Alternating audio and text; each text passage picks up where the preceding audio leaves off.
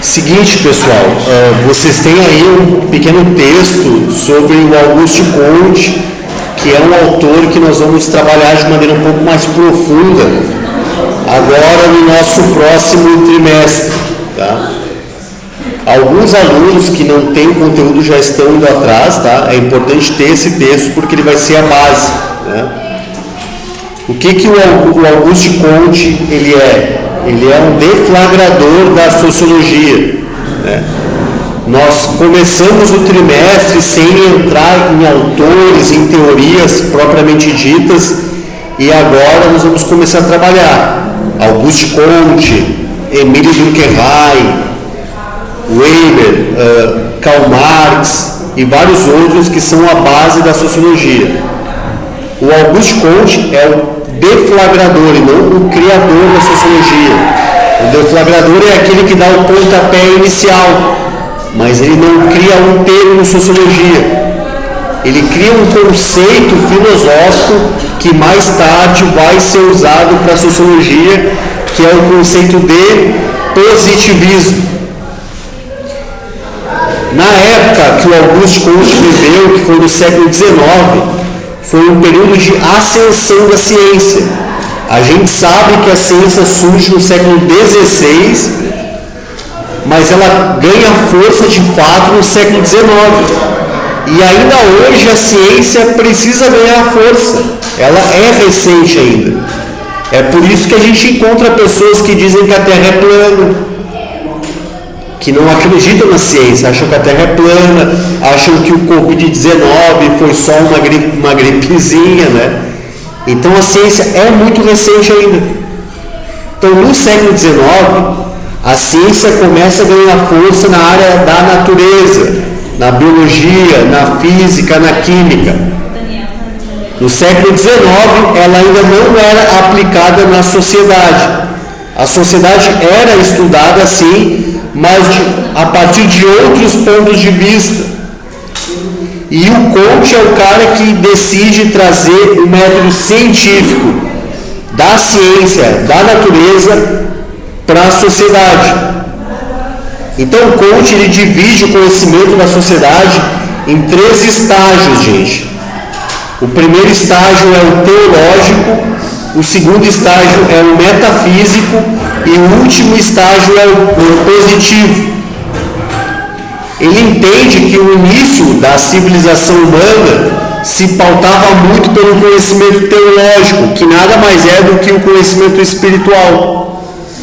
Então ele entende que o humano mais primitivo, que hoje na visão dele seriam os povos indígenas, eles estão muito atrasados no conhecimento, porque eles se baseiam no conhecimento espiritual, que para ele é muito fraco.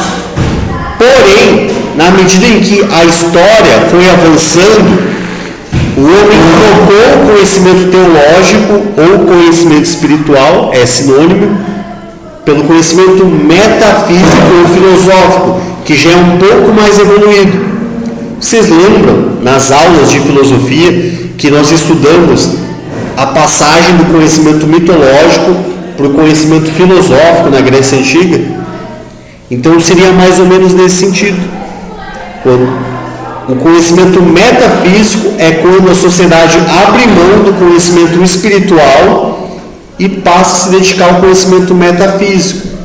Mas ainda para o Auguste Comte não é um conhecimento sólido. O conhecimento sólido surge na terceira etapa, em que a sociedade troca o conhecimento metafísico pelo conhecimento positivo ou conhecimento científico. Então, para o Comte, uma sociedade ela tem que aplicar o conhecimento científico das ciências da natureza para a sociedade. Então, se a gente pensar no Congresso brasileiro, né? Pensando agora como é que isso tudo se dá na prática, né? Eu falei aqui só teoricamente. Se a gente pegar o Congresso político brasileiro, os vereadores, os deputados, os senadores, né? Lá, por exemplo, na Câmara de Deputados, nós temos uma chamada bancada evangélica, em que eles usam de argumentos teológicos para explicar por que eles criam certo projeto ou por que eles votam contra certo projeto. Eles se baseiam sempre em argumentos teológicos para movimentar a política. O Auguste Comte iria totalmente contra isso. Primeiro, porque ele acha que o conhecimento espiritual é um conhecimento ultrapassado e que, para a sociedade ser bem encaminhada, ela deve se basear em conhecimentos avançados, né? Portanto, o conhecimento espiritual não vai levar a progresso nenhum na sociedade. Então, ele acredita que, ao meu ver, a minha leitura, que políticos que são cientistas, porque a política é uma ciência também, uma ciência política, eles devem usar de argumentos políticos científicos para justificar a criação dos seus projetos ou a negação de projetos de colegas. Isso aí é uma coisa que faz sentido, né?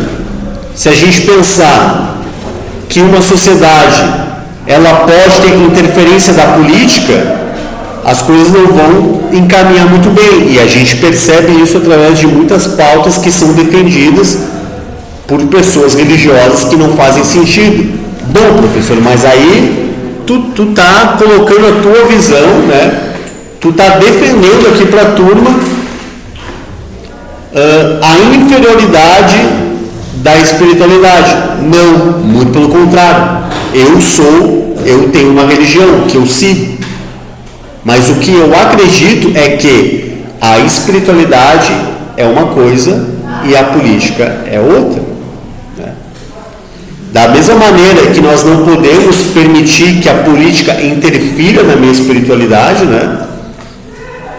Eu não posso defender que a espiritualidade interfira na política. Uma coisa é uma coisa e outra coisa é outra coisa, como diz o saber popular.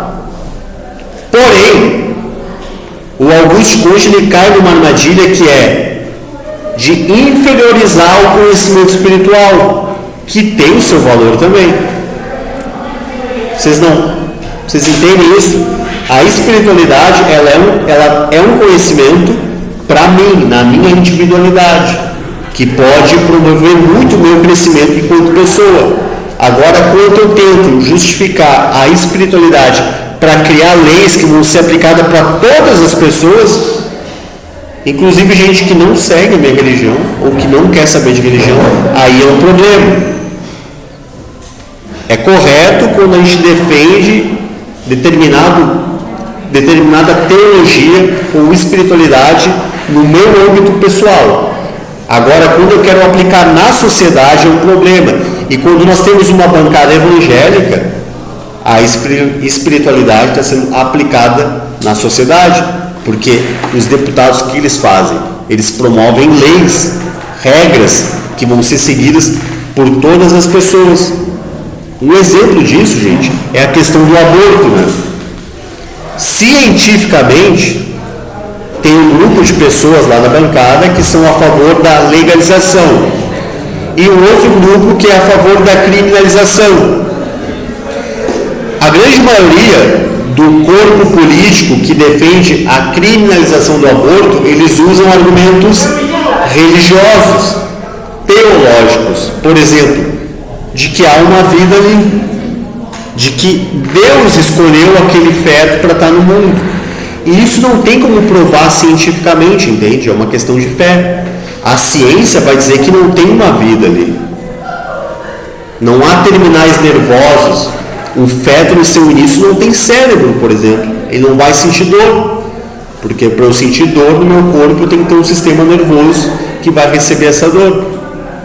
Mas o argumento religioso vai dizer, olha, é o seguinte, não tem uma vida, mas um dia vai ser uma vida. É uma vida em potencial. É um ser que já foi escolhido por Deus para estar aqui. Logo, abortar significa matar um ser, porque tem uma vida em potencial. Então reparem, né? Aqui no Brasil o aborto não é legalizado, né? Por conta do poder que a religião tem na sociedade. Então, por mais primário que seja o que o Comte quer dizer, E o que Kant quer dizer? Que nós devemos aplicar a ciência para administrar a sociedade. Por mais óbvio que isso seja, isso no fundo não é tão óbvio, porque ainda hoje a nossa sociedade ela é pautada também por ideais espirituais, né? As nossas leis são formadas em grande medida, né, por argumentos teológicos. Pode, meu filho. O cara interrompe a minha fala para dizer que é ir no banheiro. Tu viu os guri ali, tu quer ver os guri, né?